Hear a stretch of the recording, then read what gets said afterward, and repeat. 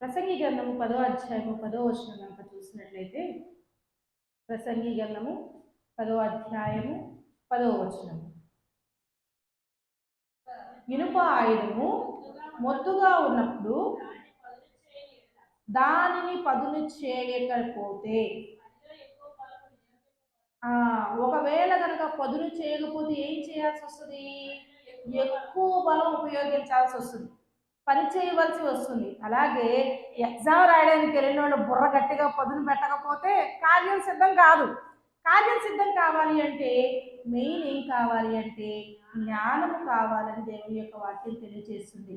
జ్ఞానం సిద్ధించాలి అంటే, కార్యం సిద్ధించాలి అంటే, కార్యాన్ని సిద్ధించడానికైనా, కార్యాన్ని సిద్ధించగలిగిన జ్ఞానాన్ని ఇవ్వడానికైనా ఆయన సమీపముగా ఉన్నాడు అని దేవుని యొక్క వాక్యం తెలియజేస్తుంది. ద్వితీయోపదేశకాండము 4వ అధ్యాయం 6వ వచనం కనుక చూసినట్లయితే,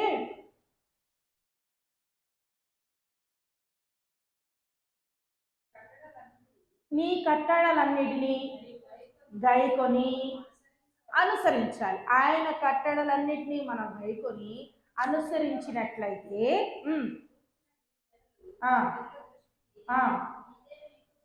జ్ఞానము అదే జ్ఞానము, అదే మీకు వివేకము, అదే వారిని చూసిన వారందరూ నిశ్చయంగా చెప్తారంటే ఏమని చెప్తారు?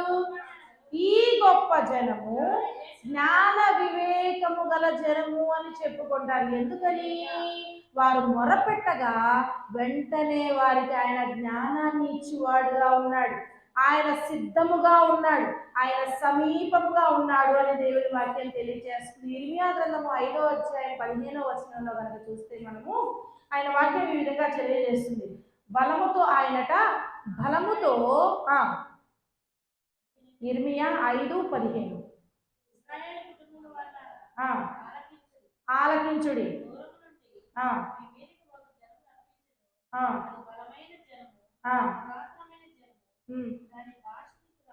ఒక్క నిమిషం. ఇర్మియా గ్రంథము 5వ అధ్యాయం 15న అక్కడ ఏమంటుందంటే, బలముతో భూమిని సృజించెను, తన జ్ఞానము చేత ప్రచండమును ఆయన స్థాపించి ఉన్నాడు అని అంటుంది.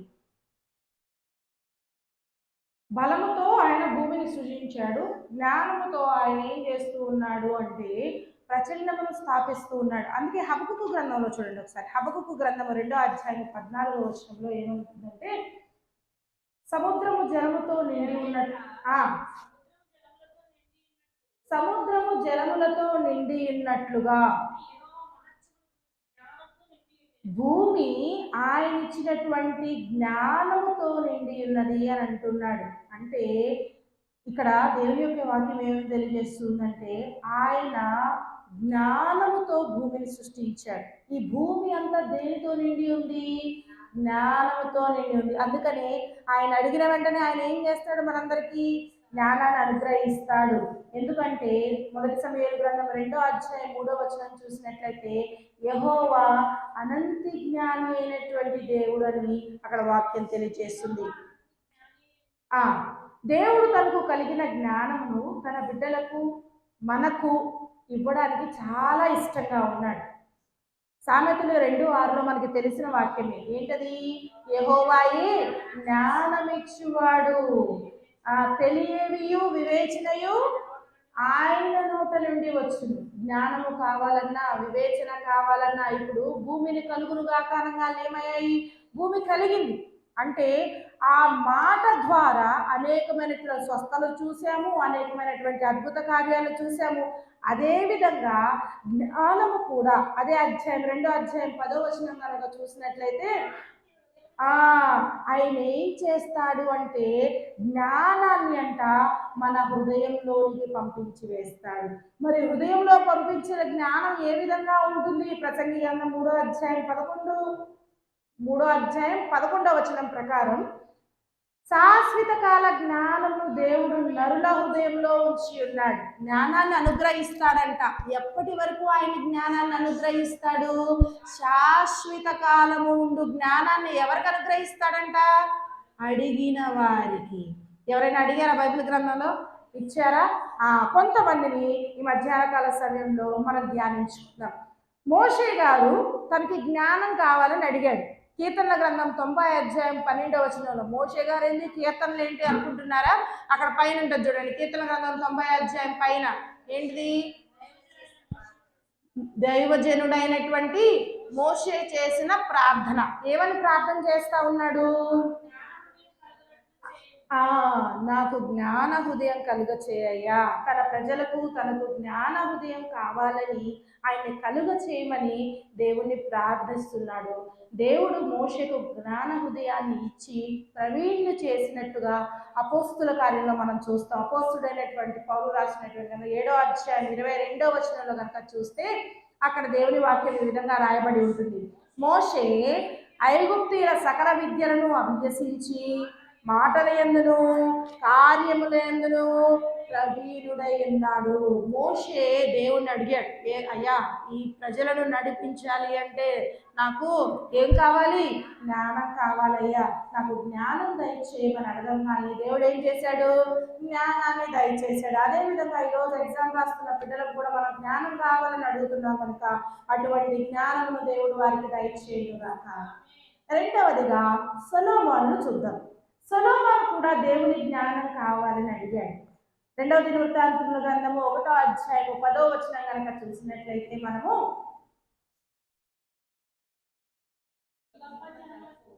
ఈ గొప్ప జనములకు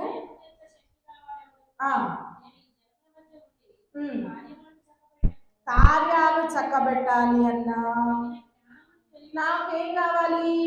జ్ఞానము కావాలి, తెలివి కావాలి అని చెప్పేసి ఎవరు ప్రార్థన చేస్తా ఉన్నాడు? సొలొమోను ప్రార్థన చేస్తా ఉన్నాడు. ఆయన 1వ అధ్యాయం 12లోనే ఉంటుంది చూడండి, జ్ఞానమును తెలివిని దేవుడు ఏం చేశాడు? దయచేశాడు. సొలొమోను అడిగాడు అంతే. ఎంతగా దయచేశాడు? మొదటి రాజుల గ్రంథం 4వ అధ్యాయం 29వ వచనం కనుక చూసినట్లయితే దేవుడు జ్ఞానమును బుద్ధిని వర్ణింప సఖ్యముగాని వివేచన గల మనస్సును ఎవరికి చేశాడు? సొలొమోనుకు దయచేశాడు. ఎంతగా దయచేశాడంటే 10వ అధ్యాయం 3వ వచనంలో మనం చూస్తాం, షాబాదేశపు రాణి వస్తుంది. షాబాదేశపు రాణి సొలొమోను దగ్గరకు వచ్చి అడిగినప్పుడు ఏం చేస్తాడు? ఆమె వేసిన ప్రతి ఒక్క ప్రశ్నకు సమాధానము చెప్పగలిగాడు. ఈరోజు ఎగ్జామ్ రాసిన బిడ్డలు ఎగ్జామ్ పేపర్లో ఎటువంటి క్వశ్చన్ అడిగినా వాటన్నిటికీ ఆన్సర్ చేయగలిగినటువంటి జ్ఞానాన్ని దేవుడు ఆ బిడ్డలకి దయచేయునుగాక. ఎందుకంటే మనం వారి పక్షాన్ని అడుగుతున్నాం. తను అడిగిన వారికి ఆయన ఏం చేస్తాడు? తప్పకుండా ధారాళంగా దయచేస్తారని దేవుడు తెలియజేస్తున్నాడు. యాకోబు గ్రంథం 1వ అధ్యాయం 5వ వచనం కనుక చూసినట్లయితే మీలో ఎవరికైనాను జ్ఞానము పొదువుగా ఉన్న ఎడల అతడు దేవుణ్ణి అడగవలెను, అప్పుడు వారికి అనుగ్రహిస్తానంటున్నాడు. ఎలా అనుగ్రహిస్తాడు? ఆయన వారికి ధారాళముగా దయచేస్తాడు. కానీ నేను ఆల్రెడీ చెప్పా, ఏదైనా మనకి కావాలంటే ఏం కావాలి? అక్కడ కండిషన్స్ అప్లై. ఏం కండిషన్స్? 6వ వచనం చూద్దాం. సందేహం వేరు, ఏమాత్రము సందేహం వేరు. సందేహము అంటే కొంచెం కొంచెంగా, ఏమాత్రము అంటే అసలు యు మస్ట్ అంతే. అసలు సందేహం అనేది ఏమాత్రమును సందేహించకూడదు. ఇంకా ఎలా అడగాలి? విశ్వాసంతో అడగాలి. ఎందుకంటే జ్ఞానం ఇచ్చినది, వ్రాయించినది, నేర్పించినది ఎవరు? ఆయనే. ఎందుకంటే ఆయనే యెహోవా నిస్సి కనుక. అందుకే కీర్తనకారుడు 144వ కీర్తన 1లో అంటున్నాడు. ఏమని అంటున్నాడు తెలుసా? ఆయన నేను సన్నుతిస్తానంటున్నాడు. ఆయన నాకు ఆశ్రయదుర్గంగా ఉన్నాడు.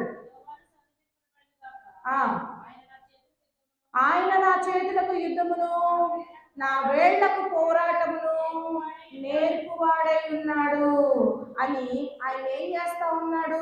సన్నుతిస్తా ఉన్నాడు. ఆయన ఏం చేస్తా ఉన్నాడు? కొనియాడుతూ ఉన్నాడు. ఎందుకని? నేను యుద్ధంలో అయినా, ఏ బాధలో అయినా, వేదలో అయినా, పరీక్షలో అయినా నేను గెలవాలి అంటే నా కాళ్ళకేం కావాలి? వేళ్లకు పోరాటము కావాల్సిందే, చేయాల్సిందే. అవన్నీ జరగాలి అంటే కేవలం దేవుని వల్లే కనుక ఆయన యెహోవా నిస్సిగా మనకు జయ జీవితాన్ని ఇస్తాడు కనుక ఆయన్ని అడగాలి అని చెప్పేసి దేవుని యొక్క వాక్యం తెలియజేస్తూ ఉంది. మొదటిగా ఎవరిని చూసాము? మోషేని చూసాం. మోషేని ఎలా చేశాడు దేవుడు? ప్రజ్ఞావంతుడిగా చేశాడు. సకల శాస్త్రాలు ఆయన ప్రావీణ్యుడయ్యాడు. ప్రావీణ్యత కలిగి ఉండాలి అంటే ఆయన అడగాలి, ఆయన జ్ఞానాన్ని దయచేస్తాడు. రెండవగా ఎవరిని చూసాము? సొలొమోనును చూసాము. సొలొమోనుకి ఎంతటి జ్ఞానాన్ని ఇచ్చాడు? సాబా దేశపు రాణి వచ్చి ఆమె అడిగినటువంటి కఠినమైనటువంటి ఎటువంటి ప్రశ్నలైనా సరే ఏం చేయగలిగాడు? సమాధానం చెప్పగలిగాడు, జవాబు చెప్పగలిగాడు, ఇంకా అనేక గ్రంథాలు రాయగలిగాడు. బోటనీ, జువాలజీ ఇప్పుడు చదువుకుంటున్నాం. కానీ ఆ కాలంలోనే సొలొమోనుకు అటువంటి గొప్ప జ్ఞానాన్ని దేవుడు దయచేసి ఉన్నాడు. మూడవదిగా చూసినట్లయితే మనము దావీదును చూద్దాం. దావీదు జ్ఞానముకై ప్రార్థిస్తాడు. కీర్తన గ్రంథము 119వ అధ్యాయం 66వ వచనం కనుక చూసినట్లయితే, అయ్యా నేను నీపై నమ్మిక ఉంచా, నీ ఆజ్ఞలను నేను నమ్ముతూ ఉన్నా. చదవండి. నేను నీ ఆజ్ఞలను నమ్మిక ఉంచి ఉన్నాను తండ్రి. నాకు ఏం కావాలయ్యా? మంచి వివేచన కావాలి, మంచి జ్ఞానము నాకు దయచేయ్యా అని చెప్పేసి దేవుణ్ణి అడుగుతూ ఉన్నాడు దావీదు. ఏం కావాలి అంట? మంచి వివేకం, మంచి జ్ఞానం. అంటే చెడు వివేకం, చెడు జ్ఞానం కూడా ఉంటాయి. అంటే మనం ఏమనుకుంటాము అంటే, ఇది ఎగ్జాంపుల్గా పరీక్షల్లో రాసే పిల్లలు ఏమనుకుంటారు? ఈ క్వశ్చన్కి ఇదే ఆన్సర్ అనుకుంటారు, కానీ సరి అయినది కాకపోయి ఉండొచ్చు, అది తప్పై ఉండొచ్చు. అందుకనే దావీదు అడుగుతున్నాడు దేవుణ్ణి, అయ్యా నాకు మంచి వివేకాన్ని, మంచి జ్ఞానాన్ని ఇవ్వండి. అందుకని ఇప్పుడు గ్రూప్ 2 కానీ గ్రూప్ 3 ఎగ్జామ్స్లో రాసే వాళ్ళకి క్వశ్చన్ పేపర్స్లో ఎలా ఇస్తాడంటే ఆన్సర్స్ అన్నీ సిమిలర్గానే ఉంటాయి. చదివినప్పుడు సైకాలజీ పేపర్లో, డిఎస్సిలో సైకాలజీ పేపర్లో పిల్లల గురించి మానసిక తత్వశాస్త్రం సంథింగ్, సో సైకాలజీలో అడుగుతాడు క్వశ్చన్. ఆ 4 ఆప్షన్స్ ఒకేలా ఉంటాయి. ఆ 4 ఆప్షన్స్ మనం చదువుకుంటే ఓకే అదే అనిపిస్తుంది, కానీ అక్కడ ఒక చిన్న వర్డ్ ఇస్తాడు. ఆ చిన్న వర్డ్లో మైనస్ని చూసుకొని ఏది కరెక్టా ఏది గొప్ప అనేది వాడు ఫైనలైజ్ చేస్తాడు. అంటే ఆ జ్ఞానం కావాలి, ఆ క్వశ్చనే కన్ఫామ్ అని తెలియాలి అంటే ఏం కావాలి? మంచి జ్ఞానం కావాలి, మంచి వివేచన కావాలి. అలాంటి వివేచనని నాకు దయచేయాలి అని దావీదు అడుగుతూ ఉన్నాడు. 98వ వచనం చూడండి, దేవుడు ఎలాంటి జ్ఞానం దయచేస్తాడో. నీ ఆజ్ఞలు నాకు తోడుగా ఉన్నాయ్యా, నీ మాటలు నాకు తోడుగా ఉన్నాయ్యా, నీవు నాకు ఎలాంటి జ్ఞానాన్ని ఇస్తూ ఉన్నావు అంటే శత్రువుకి మించినటువంటి జ్ఞానమును నీవు నాకు దయచేస్తున్నావు అని అడుగుతూ ఉన్నాడు. 99లో చూడండి, బోధకుని కంటే విశేషమై శత్రువుకి మించిన జ్ఞానం. అరే నువ్వు మామూలుడు కదా, గురువు మించిన శిష్యుడైపోయావు. ఎక్కడి నుంచి వచ్చింది? అక్కడ పైన వచనాన్ని చదవండి. నీ ఆజ్ఞలు నాకు నిత్యము తోడుగా ఉన్నాయి, జ్ఞానమును దయచేసి ఉన్నావు. దేని వల్ల వచ్చింది? బోధకునికి మించినటువంటి జ్ఞానము. నీ శాసనాన్ని నేను ధ్యానిస్తున్నానయ్యా, అందును బట్టి నువ్వేం చేశావు? గురువుకి మించిన శిష్యునిగా నన్ను చేసి ఉన్నావు. ఇంకా ఇంకా ఏమంటున్నాడు? విశేషమైనటువంటి జ్ఞానము నువ్వు నాకు దయచేసి ఉన్నావు. కంటిన్యూషన్.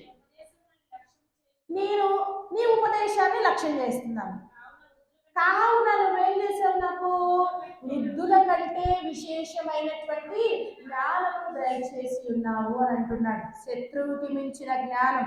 ఎందుకు శత్రువుకి మించిన జ్ఞానం మనకు కావాలి? యుద్ధంలో విజయం పొందుకోవాలి అంటే. ఇప్పుడు కొంతమంది స్టూడెంట్స్ ఏం చేస్తారంటే, వాళ్ళకి మంచి మార్కులు రావాలని పక్కన వాళ్ళని డిస్టర్బ్ చేస్తూ ఉంటారు. నేను చదవలేదబ్బా, నువ్వు చదివావా, ఎందుకు కాసేపు నాకు చదువుదాం కూర్చో అంటారు.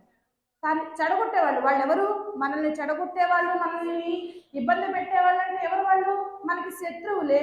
శత్రువులకి మించిన జ్ఞానం మనకి కావాలి అంటే ఆయన అనుసరించాలి, ఆయన ఆజ్ఞ పట్టుకోవడమే కదా. అందుకనే ఆ వాక్యాన్ని దేవుడు మనకు రాసి ఉన్నాడు. శత్రువుకి మించిన జ్ఞానం కావాలి అంటే మనల్ని ఇబ్బంది పెట్టేవాళ్ళని, మనల్ని బాధ పెట్టేవాళ్ళని దూరం పెట్టి మనం చదువుకోగలగాలి అంటే మనకి ఏకాగ్రత కావాలి. ఏకాగ్రత ఎక్కడి నుంచి వస్తుంది? ఆయన దేవుడిని మనం నమ్ముకొని ఆయన అడిగితేనే ఆయన అటువంటి జ్ఞానాన్ని ఇస్తాడు. ఒక్కొక్కసారి చెప్పేటప్పుడు ఏంటంటే కన్ఫ్యూజ్ అవుతూ ఉంటారు పిల్లలు. ఆ కన్ఫ్యూజన్ కాకుండా ఉండాలి అంటే ఏం కావాలి? విశేషమైన జ్ఞానం కావాలి. దాని ప్రకారం ఏం చేయాలి?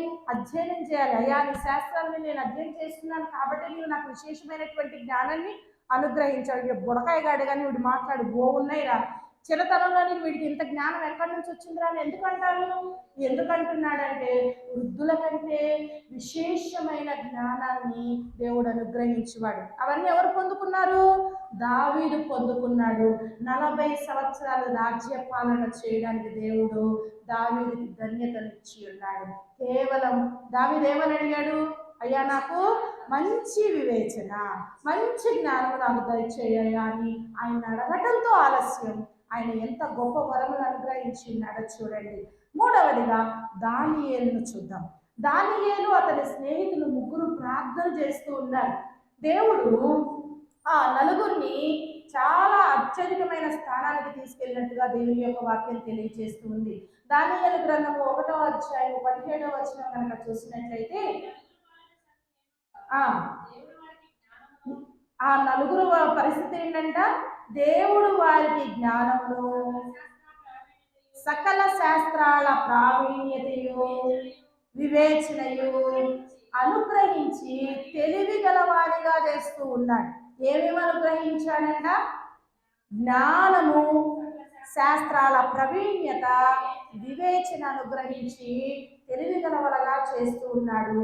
వారిని దేవుడు శ్రేష్ఠులుగా మారుస్తూ ఉన్నాడని దేవుని యొక్క వాక్యం తెలియజేస్తుంది. ఎక్కడ చూడండి 20వ వచనంలో ఉంటుంది, 10 వంతులు శ్రేష్ఠులుగా తెలియచేయబడెను అని వాక్యం చెప్తుంది. ఎందుకని 10 వంతులు? ఆశీర్వాదమే కదా. ఒకసారి రావచ్చు, 2 సార్లు రావచ్చు. శ్రేష్ఠత ఇక్కడ జ్ఞానం పొందుకున్నారు, వివేకం పొందుకున్నారు, శాస్త్ర ప్రవీణులయ్యారు. కానీ ఎందుకని 10 వంతులు శ్రేష్ఠత? ఎందుకని అని వాక్యం చెప్తుంది అంటే దానియేలుకు అలవాటంట. ఏంట అలవాటు? ఏది కావాలి అన్నా, ఏది తెలుసుకోవాలి అన్నా దేవుని కటాక్షము కొరకు ఏం చేస్తూ ఉండేవాడు? మొరపెడుతూ ఉండేవాడు, ఆయనకి ప్రార్థన చేస్తూ ఉండేవాడు. 2వ అధ్యాయం 8వ 18వ వచనంలో చూస్తే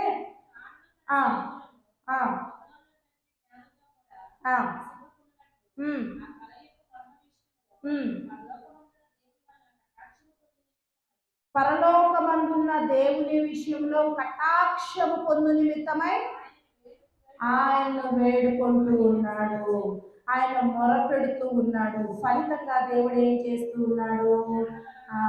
ఆయనకి వివేకాన్ని అనుగ్రహించాడు, కళను చెప్పాడు, కళ భావమును చెప్పాడు.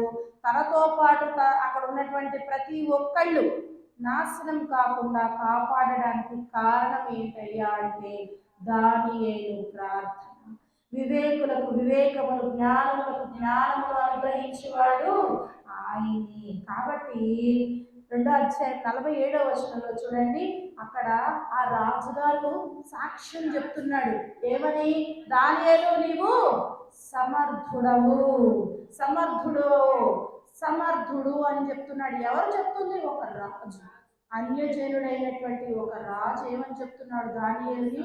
అయ్యా నీవు సమర్థుడవు. ఇదే వాక్య భాగం దానియేలు పక్షంగా జరుగుద్ది. ఎప్పుడు? సింహాల బోనులో వేసినప్పుడు ఆయన అంటూ ఉంటాడు. ఏమని అంటూ ఉంటాడు? ఒకసారి సింహాల బోన్లో వేసినప్పుడు, అగ్నిగుండంలో వేసినప్పుడు కూడా షడ్రకు మేషకు అగ్నిగోల్ని అగ్నిగుండంలో వేసినప్పుడు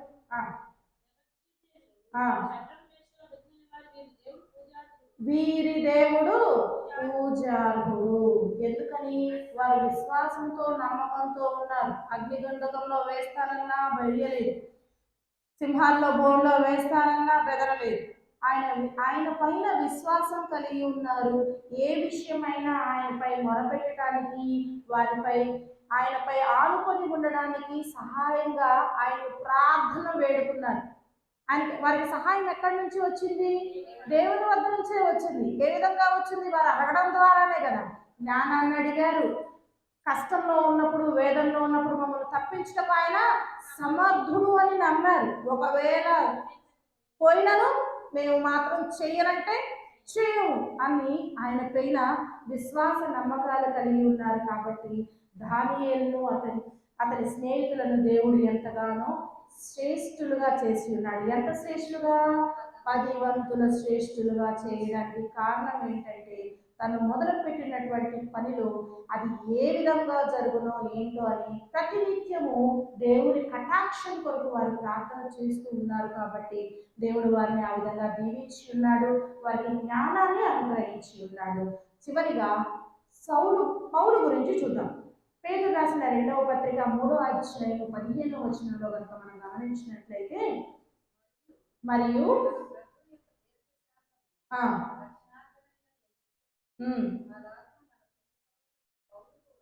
అలాగున మన ప్రియ సహోదరుడైన పౌలు కూడా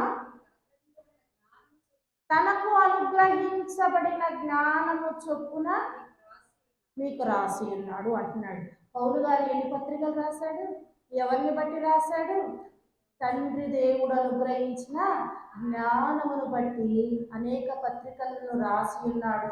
అనేకమైన నిగూఢమైనటువంటి సంగతులను మనం ధ్యానిస్తున్నాము అన్నా, మనల్ని మనం సరి చేసుకుంటున్నాము అన్నా, మనం విశ్వాసంలో ముందుకెళ్తున్నాము అన్నా, నాటపడుతున్నాము అంటుగడపడుతున్నాము అన్నా, అపోస్తుడైనటువంటి పౌలు దేవుడిచ్చిన జ్ఞానం బట్టి రాసిన పత్రికల ద్వారానే మనల్ని మనం మార్చుకోవడానికి గల కారణం.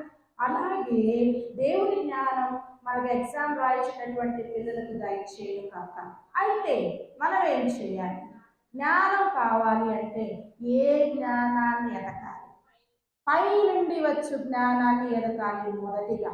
రెండవదిగా ఏం చేయాలి అంటే సామెతల గ్రంథం 9వ అధ్యాయం 10వ వచనం కనుక చూసినట్లయితే, సామెతల గ్రంథము 9వ అధ్యాయం 10వ వచనం, యెహోవా యందు భయభక్తులు కలిగి ఉండుటయే జ్ఞానానికి మూలం. మనకి జ్ఞానము కావాలి అంటే యెహోవా యందు భయభక్తులు కలిగి ఉండాలి. ఆయన యందు భయభక్తులు కలిగి ఉంటేనే నీవు ఏ జ్ఞానాన్ని వెతకాలి? పై నుండి వచ్చే జ్ఞానాన్ని వెతకాలి.